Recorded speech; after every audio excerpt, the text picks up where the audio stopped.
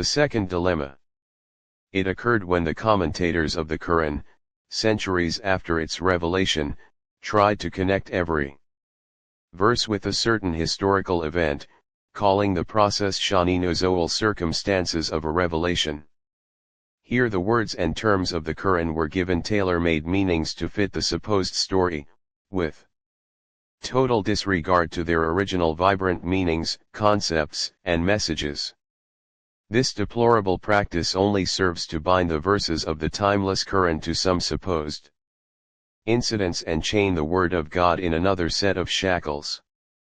A very significant Islamic jurist, Imam Ahmad bin Hanbal d. 241 in those early times saw the chaos and raised a very strong voice against this awful practice.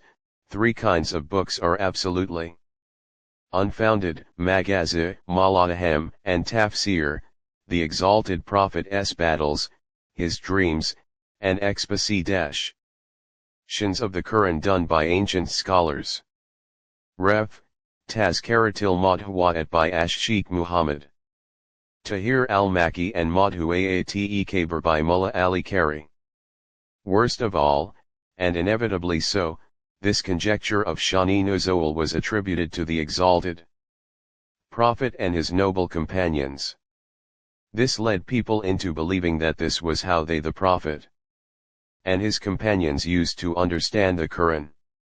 So, the foundation of an Islamic decline was laid down and mankind was robbed of the supreme gift of guidance bestowed upon them by the Creator. Now the third dilemma. The later generations of translators and commentators have uncritically followed the men of old, and this tendency has been consistently taking its noxious toll. They have been thinking of the Ajami Arabic as the known language of the Qur'an. By Ajami Arabic I mean applying the Zoro-Persian or any alien concepts to the Arabic words and terms of the Qur'an. Please recall that this deplorable practice of Shaan-e-Nuzool was given legitimacy during the Abbasid dynasty to the extent that the alien, empty, and erroneous concepts given to the Quranic terms became widely known and well accepted. The mighty word of God, the great equalizer of humanity, threatened the personal interests of the elite, whereas a disabled Qur'an very well suited the ulterior motives of the royalty, the elite and the Islamic priesthood. A formidable coalition of this eternally sinister trio thus made inroads into Islam and supported each other toward a common goal, that is, exploitation and enrichment at the expense of the masses who, in turn, violated one another's, and particularly women's rights. The later commentators, whether Arabs or non-Arabs, have since looked at the Qur'an with the tinted glasses of the earlier Mufassiri commentators or exponents.